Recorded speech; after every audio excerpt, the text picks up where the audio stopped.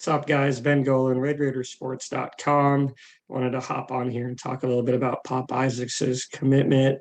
By now, it's public by the time I post this. And so, also going to have a written article where I talk to one of the national rivals guys and kind of broke down what it means. But, great news, first of all, for Texas Tech.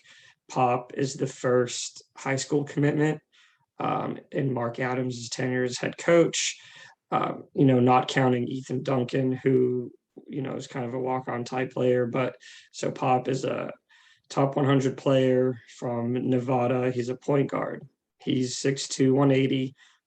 Not the biggest guy in the world, but very, very skilled and a very, very good shooter, as you'll see, in his highlights and just watching him play. I think that's probably the strength of his game and what he can bring to the floor. But, just kind of big picture, this was a guy who, back whenever Chris Beard was head coach, I don't believe they were really recruiting. Barrett Peary, the assistant coach, from Pacific Northwest. He has some ties in the area, obviously Nevada. And, so Pop is a guy who a couple of weeks ago released his top four, which included Arizona State, Oklahoma State, UNLV, and Texas Tech. And I think, if you asked around at the time, I think a lot of people would have told you that out of those, Texas Tech is, maybe the least likely, or, some of those other programs probably had better chances to get Pop Isaacs for a variety of reasons. But at the end of the day, it wasn't only Barrett Peary, it was Mark Adams, it was Sean Sutton, it was the entire staff and the visit, they knocked it out of the park, with Pop and with his family. So, that's just kind of the big picture. What it means, what he brings is a guy who Tech doesn't really have anyone like him currently on the roster. You look at, kind of the point guards on the roster. A lot of people think Kevin McCullough is going to be that guy, the point guard this season. And I agree with them, with those people. You have Clarence Nadolny, you have Malik Wilson, both of those guys, a lot of potential, but maybe untested, maybe weren't as highly ranked coming out of high school as Pop currently is. And I said earlier, top 100 prospect, and that's what he is right now. He's ranked by Rivals as the 99th best player in the country, but that's, a little bit misleading. Those are the new up rankings from 2 weeks ago, and he fell dramatically, fell 60 spots. He was top 40. He was 38 before that. And, going back even before that, he was in the top 30 whenever they first started ranking the 2022 class. So I asked, because I'm curious, just like you guys are, I'm sure, what caused the fall. And I was told it was nothing that Pop did or didn't do. They just felt maybe some of these other guys who were under the radar, or, they maybe, played themselves up this summer. And, Pop, he's a guy who's kind of been on the national scene for a while. Maybe there's some, ranking fatigue there. It's like, in any professional sport, you give a guy an MVP, 2-3 years in a row, they're not going to vote for you a fourth time in a row. That's what I mean by the ranking voter fatigue. But he's very talented. I got to see him over the summer. They came here to Duncanville. He was with Las Vegas Elite at the time. That was his AAU team, and I've got two comparisons. First, which is maybe shooting a little high, but that would be Trae Young. Just kind of the style. I don't think he's the type of scorer that Trae Young is. Trae was, say what you want about him and his decision to go to Oklahoma.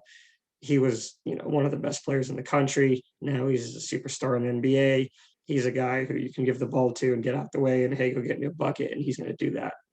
Pop is not that type of player, as far as breaking down the defense and being able to score at will like that. But what Pop is is, as I mentioned before, an exceptional shooter. He does handle the ball and get his teammates involved.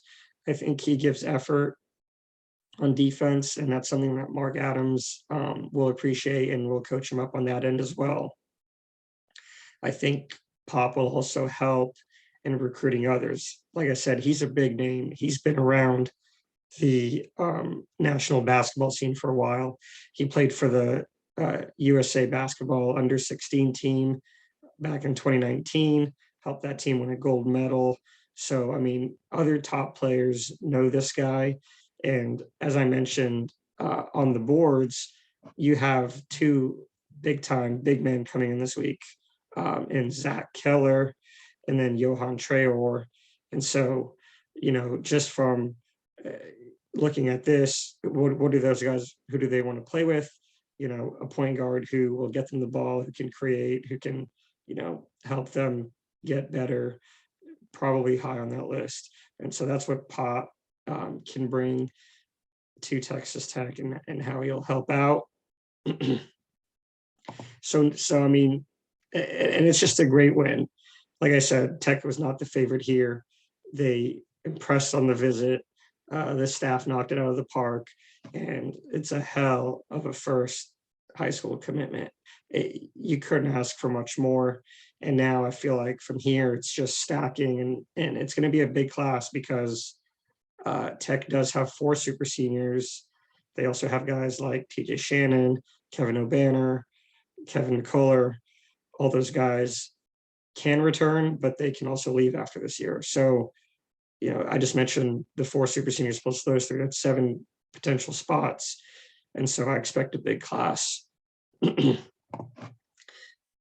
As far as what's next, the 2 bigs I just mentioned, Johan Traor, he is a bona fide 5-star prospect, number 4 in the country.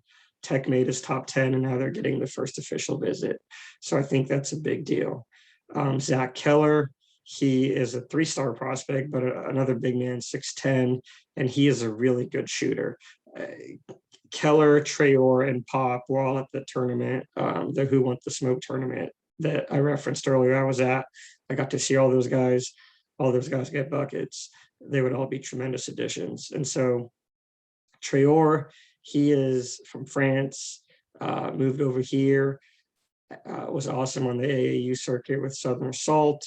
And then now he's going to play a year at a prep school in Arizona.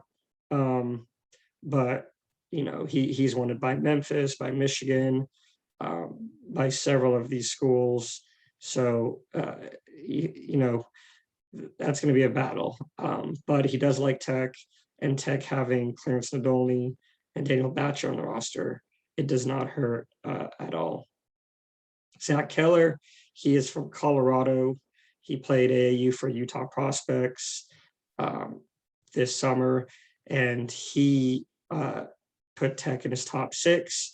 He's already seen TCU. He's already seen Wake Forest. And so now he's going to be in Lubbock this weekend. And that's another Barrett Period connection right there.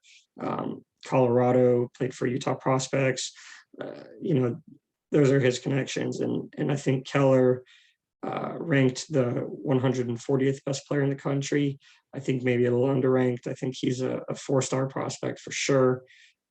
So hopefully, if Tech's able to get him, he gets the bump up to that 4-star ranking. If he goes to TCU, I hope he stays as a 3-star. No, I'm just joking. The other guys to watch out for, obviously, 2 guys who came in a couple weekends ago, Denzel Aberdeen from Florida. He's another guard, kind of a combo guard, 6'4", very tough. He has like Oklahoma and Iowa, Georgia Tech. I believe those are some of the programs after him. And Lamar Washington, originally from Portland, now playing prep school in Arizona. Also, he also visited, and so far Texas Tech's been his only official visit. He mentioned, I wrote a whole article with him, but he mentioned Oregon State and Colorado State as a couple of other programs standing out. And I think he is also underrated. Just as far as he won MVP of the Adidas tournament this summer, and he's young in basketball. He hasn't been playing basketball for a long time. He's a football player who has football offers as a linebacker from USC and UCLA and Nebraska and a bunch of Power 5 schools, but now he's just focused on basketball. So I think he's just going to get better and better. And I think he had a great time on his Tech visit. He wants to make a decision in November. And so, I mean, yeah, those are a lot of targets I just listed off there. Obviously, Brendan Housen, he's always been the top target since Mark Adams took over. And Tech will actually be in his home in Amarillo later this week. He is going to officially visit Tech in October. And so he's also going to go see Villanova in Oregon. But as I posted, I think Tech leads as long as Duke doesn't come in with the offer, which is something that I heard is a possibility. But I think he likes Tech. He likes the name, image, likeness opportunities. He's good friends with a lot of guys already on campus and guys already on the team. So I would say Housen for sure. And then, a couple other guys that are on the board. Robert Jennings, he's a big man from here in DeSoto in DFW. Probably an undersized big man. He's like 6'7", but he plays bigger than that, probably a 4. And Tech's in his top 6, along with Missouri and SMU. And he'll be at Lubbock next weekend. And then Chauncey Gibson, guard here, Dallas Kimball, right down the road from me, 6'6", combo guard.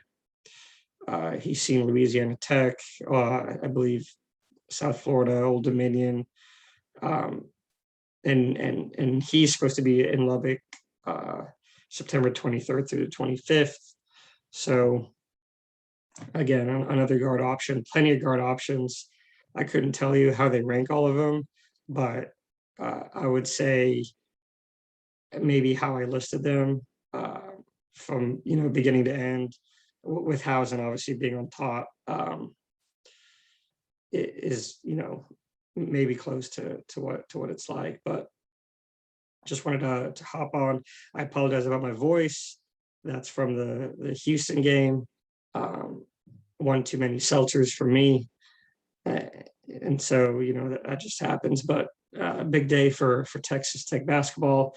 Pop Isaacs is now in the fold, and that's important. You call him Pop. That's how he wants to be addressed, as Pop Isaacs. So it's Pop, and we'll have more coverage on Red Raider Sports. Thanks to everyone for subscribing, and we'll do it again soon.